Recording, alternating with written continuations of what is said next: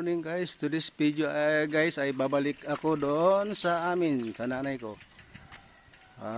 Siguro guys 2 hours andun na tayo. Yan, nagahan ko na para hindi pa mainit. Balik din tayo mayang hapon para pabalik ko tayo ng Manila. Let's go! Ayan guys, high tide siya ngayon. Ayan. Pero masarap yung hangin guys, malamig.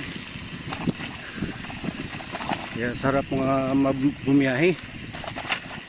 Dito may portion pa ditong rough road, pero maikli lang to. Pero karamihan dito ay simentado na. Landslide kasi dito nung audit, baging audit, kaya hindi pa na simento.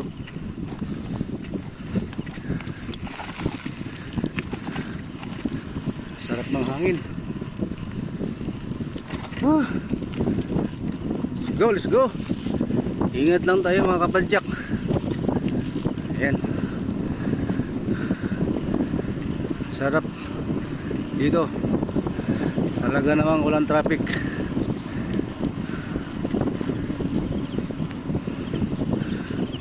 Guys, nasa barangay Himayangan tayo.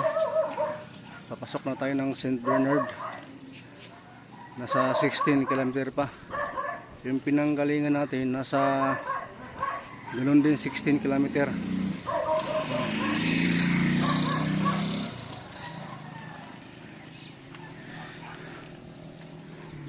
Ito yung sinasabi ko guys, mahigit isang kilometro ang ahon, ang haba.